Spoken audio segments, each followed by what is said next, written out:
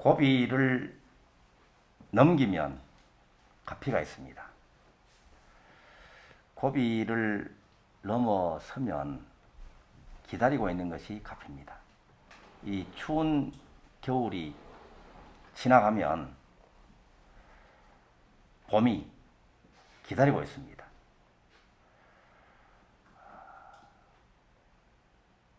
시골에서 농사 짓는 것을 보면 늦가을에 보리를 파종하죠. 또 마늘도 늦가을 초겨울 전에 파종을 합니다. 그래서 어느 정도 싹이 나면서 한겨울을 맞이하게 되거든요. 한겨울이 다가오면서 천지가 매서운 바람이 불고 그 파종이 된 논밭도 얼게 됩니다. 그 위에 눈이 오죠. 눈이 이 보리밭을 덮습니다. 그래서 옛날 어르신들 말씀이 겨울에 눈이 많이 오면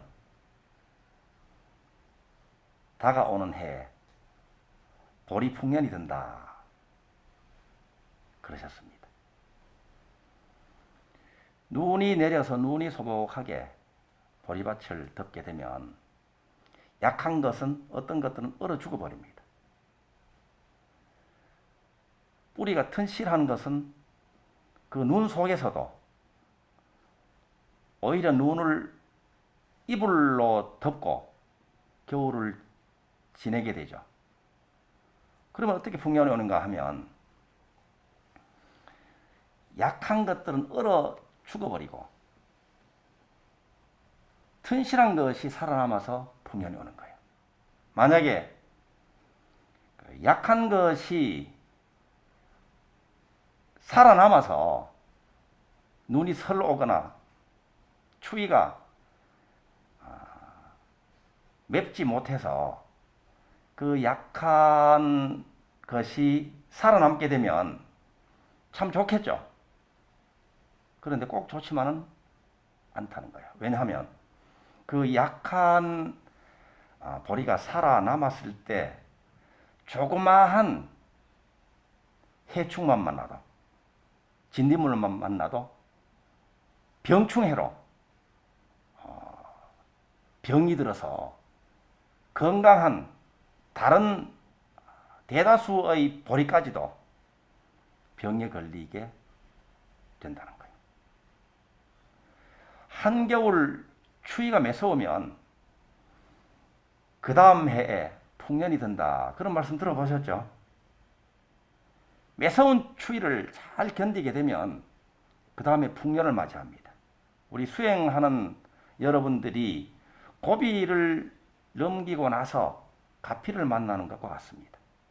이 매서운 추위를 맞이하게 되면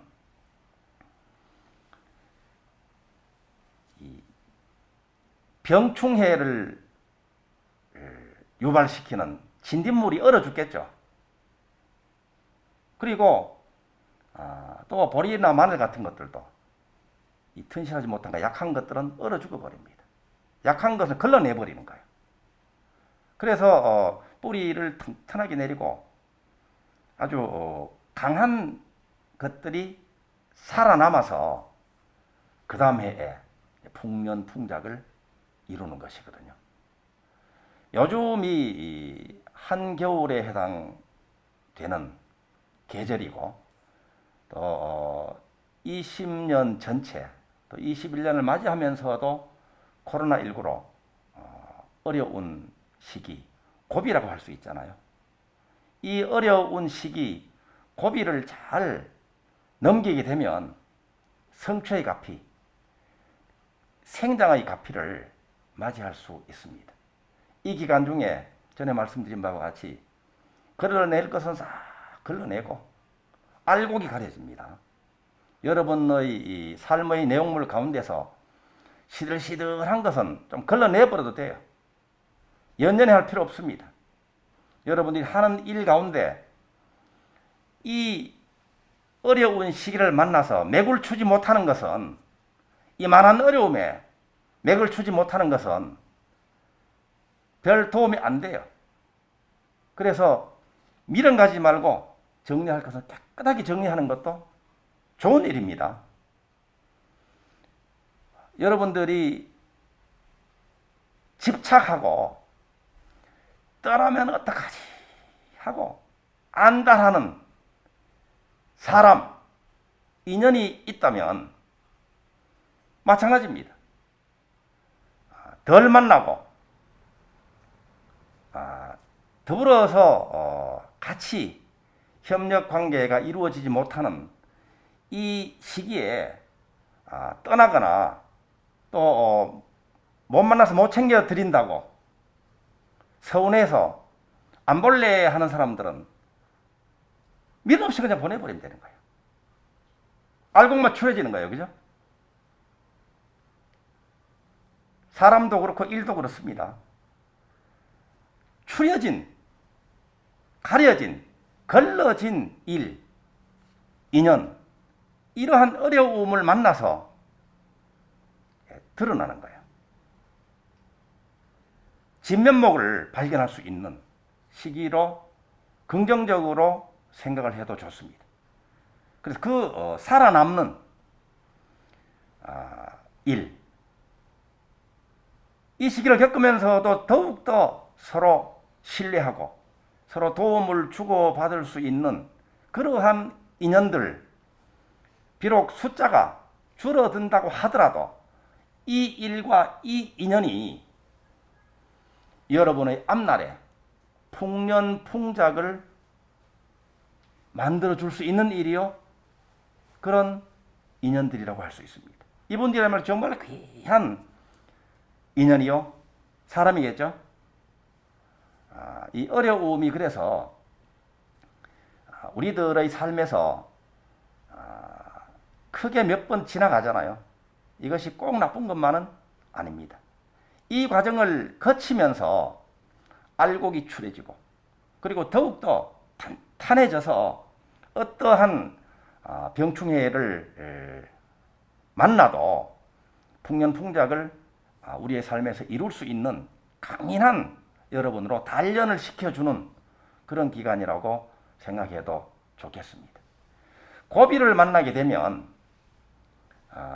자칫하면 너무 힘들어서 나는 주저앉을 수밖에 없어, 아니면 되돌아갈 거야, 이러한 생각을 할 때도 있습니다. 그렇지만 고비를 만날 때, 어려움을 만날 때야말로 발전할 때입니다. 어려움을 만날 때, 이때 마치 학생들이 어려운 문제를 만나게 되잖아요. 지금까지는 쉬운 문제를 만나서 술술 잘 풀어졌는데 자기 실력이 좀 버겁게 다가오는 어려운 문제를 만났을 때 포기하지 않고 이 문제를 풀게 되면 어떻게 될까요? 푸는 그 순간에 실력이 향상되는 거예요. 어려움을 만나서 후퇴하고 포기해버리면 그 수준 그대로 머물러 버립니다. 우리들의 수행은 계속해서 생깨달음, 향상, 성장, 생장의 과정이거든요. 그래서 일부러 어려움을 만들어서 고생할 필요는 없겠지만 이왕 다가온 어려움을 이것을 잘 풀어버리면 실력이 쑥 자라나는 거예요. 고비를 만났을 때 팽팽하거든요. 주저앉을까 나아갈까, 과연 나아갈 수 있을까, 힘이 버거울 때가 있습니다. 마치 시소가 한쪽으로 기울어졌다가 또 한쪽으로 기울어졌다가, 이게 시소잖아요. 그런데 자기의 능력, 자기의 지혜력, 복력이 그 다가온 어려운 현실과 힘이 대등해서 팽팽할 때는 이쪽으로 기울어져야 이게 해결이 되는 건데, 해결적으로 기울어져야 되는데 힘을 아무리 줘도 기울어지지가 않아. 해결이 안 돼. 한 단계, 한 걸음 내디딜 수가 없는 힘겨움을 느끼게 됩니다. 이럴 때 조그마한 지혜, 조그마한 복력이 더해질 때 어떤 일이 벌어질까요? 어릴 때 시소 타보셨죠? 조금만 힘이 더해지면 해결적으로, 발전적으로, 성취 쪽으로 기울어지는 거예요. 지혜를 어떻게 해서 조금 더 늘릴 것인가? 이것이 수행입니다. 복을 어떻게 조금 더 늘릴 것인가? 이게 바로 복 짓는 거예요. 복을 어떻게 지을 것인가? 자기가 하고 있는 일, 바로 자기 자리입니다. 바로 그 자리에서 함께 하고 있는 분들께 이로움을 주는 것. 자기가 하고 있는 직업, 자기가 담당하고 있는 업무, 그것으로 그것과 관련된 분에게 조금이라도 이로움을 줄 때 기울어지는 거예요. 되는 쪽으로 기울어진다. 발전 성취하는 쪽으로 기울어집니다. 그런데 정작 그 어려움을 만나서 고비라고 여겨지는 것을 만났을 때는 잊어버립니다.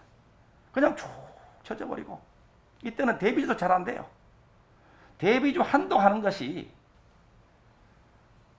3분의 1도 못 돼서 잊어버리거나 발음이 꼬이고 너무 힘들고 하기 싫고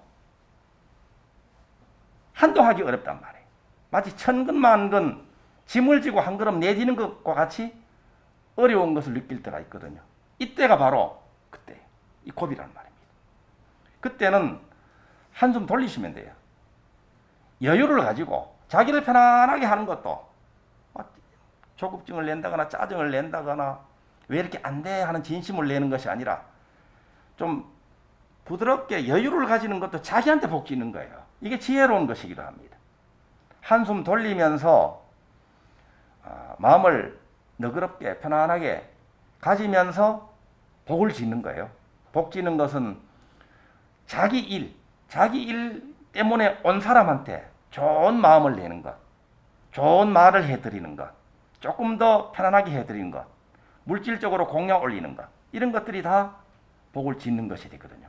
그래서 지혜와 복이 조금 늘어나게 되면 고비를 쉽게 넘길 수 있습니다. 고비를 넘길 때 만나는 것이 뭐라고요? 이 가피예요. 가피. 이게 바로 향상의 가피, 성취의 가피.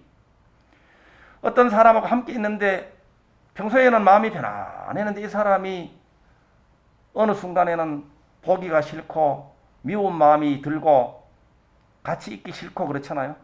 이게 바로 그 고비에 해당되는 거예요. 팽팽해. 포용할 수 있는 내 마음 그렇다고 그 사람의 크기하고 상황이 크기하고 그대로 대등한 상태가 이 고비입니다. 이럴 때 주저앉지 말고 바로 알아차리고 대비주를 지송하고 또 복을 짓게 되면 그 자리가 편안해지기 시작하잖아요. 그 사람을 있는 그대로 편안하게 바라볼 수 있고 그 사람 이야기를 잘 들어줄 수 있고 그 사람과 협력을 함께 해낼 수 있는 상태가 됩니다. 이때 자기가 겨우 팽팽한 대등한 상태에 있는 자기 마음그릇이 조금 더 커진 거예요. 그 상황과 그 사람을 받아들일 수 있고 포용할 수 있는 마음의 크기가 커졌다는 것을 나타내는 거죠. 이렇게 해나가고 또 수행 잘 하다가 이런 고비가 왔을 때 또 그렇게 받아들이고 포용해 나갈 때 내 마음이 점점 커지는 이것이 바로 대비주 수행자들이 마음을 키우고 복그릇을 키우는 과정이에요. 그래서 어느 정도까지 커지는가? 광대원만입니다. 광대. 크고 커서 우주를 다 포용할 수 있는 크기입니다. 원만하고 아무런 거리낌이 없는, 장애가 없는 사랑. 이것이 천수천안 관세음보살 광대원만 무애 대비심이잖아요. 이럴 때 모든 어려움이 그것을 풀 수 있는 지혜, 풀 수 있는 해결책, 멸도, 방법, 지혜로 돌아서는 거예요. 고비를 만나고 어려움을 만나고 이 어려운 시기를 만났을 때 한편으로는 여유를 가지면서 이것을 수행 과제로 삼아서 나아간다면 새 봄이 왔을 때 봄꽃이 피게 됩니다. 우리들의 삶에서. 우리들의 이 삶의 봄꽃이 피게 되면 내 집 앞들에 봄꽃 한 송이가 피어나게 되면 이게 정말 대단한 일입니다. 밖에 나가보세요. 들에도 산에도 막 조선 팔도 천지에 봄꽃이 만발하는 거예요. 자기 마음에 요 봄꽃이 필 때 그 자기 마음 봄꽃이 어떻게 피어나는가. 이 추위를 지나가게 하고 고비를 넘기게 될 때 봄을 맞이하는 거거든요. 우리 덕양선언도 이 코로나19 이 기간 중에 우리 불자님들이 법당에 나오셔서 함께 수행하시지 못해서 인원이 점점 줄어들면 어떡하나 좀 아쉽잖아요, 그죠? 그런데 요즘 드는 생각은 참 좋은 일이다 싶어요. 이때 보면 걸러질 분들은 다 걸러져 버리면 얼마나 좋을까요, 그죠? 싹 걸러져. 이 말씀 듣고 또 서운해 하시지 마시고 다 걸러져. 유튜브를 하면서 이게 늘 습관적으로 들여다보는 것이요. 오늘 몇 명 늘었나 이걸 들여다봐. 구독자 수가 몇 명 늘었나 이 습관적으로. 이게 바로 숫자에 연연하고 또 이 외형, 이 겉멋에 치중해온 이 수행자의 닦을거리를 나타내는 거예요. 그러니까 생각을 바꿔. 이 인원이 적은데도 제대로 이끌어 들이지 못하고 제대로 성취로 나아갈 수 있도록 뒷바라지를 잘 못해드리면서 인원만 자꾸 늘기를 바라는 거예요. 그러니까 인원 늘기 전에 소수일 때 제대로 함께 정말 깨달음으로 나아갈 수 있도록 제대로 된 수행을 할 수 있도록 하는 것이 급선무다. 그렇게 될 때까지는 인원이 좀 덜 늘었으면 좋겠어요. 그죠? 그리고 인원이 적을수록 좋아요. 지금도 어떨 때는 좀 버거워요. 여기서 이 문제, 저기서 저 상담, 저쪽에서 또 다른 문제. 그러면은 어떨 때는 새벽부터 밤 늦게까지 이거 집중했다가 새벽에 누구 아프다고 해가지고 다 집중해서 그분이 이 덕양선은 부처님을 생각하고 또 덕양선은 법산 스님을 생각하면 그대로 접속이 딱 돼요. 그대로. 어떨 때 생생하게 느끼고 또 출근한단 말이에요. 그러면 또 아침 공양 후에는 또 다른 것이 또 터져. 그러면 또 이제 그렇단 말이에요. 지금 인원밖에 안 돼도 그렇단 말이에요. 그러니까 조금 늘어나면 어떻게 되겠어요? 조금 늘어나면 여러분들이 도와주셔야 되잖아요. 여러분들이 그 역할을 나눠서 하셔야 되는데 제가 좀 더 힘이 더 커지고 좀 더 여러분들께 아까 말씀드린 대로 무예 대비심을 발휘할 제대로 더 잘할 때까지는 인원이 좀 덜 늘었으면 좋겠다. 이것도 좋은 생각입니다. 그죠? 마치 이 눈을 맞이하면서 한겨울 매서운 추위를 맞이하면서 걸러질 것은 다 걸러지는 것이 풍년풍작에 도움이 되듯이 그런 것도 있는 거예요. 그렇다고 덕양선은 우리 불자님들 걸러내기를 바라는 걸러지기를 바라는 말씀이 아니에요. 여러분의 삶에서 우리들의 삶에서 그런 것들이 있잖아요. 연연하는데 별로 쓰잘데기 없는 것들이 있잖아요. 이런 것들은 과감하게 정의정돈 돼도 연연하지 말고 알곡에 충실하게 되면 결국 그것으로 그 하나의 씨앗이 튼실한 하나의 씨앗이 수많은 열매를 결실을 맺어 낼 수 있다 하는 것을 말씀드리는 거예요. 이 한겨울 이 코로나19라는 어려움을 잘 보내어서 봄꽃 아름다운 새봄을 함께 맞이하도록 하십시다. 감사합니다.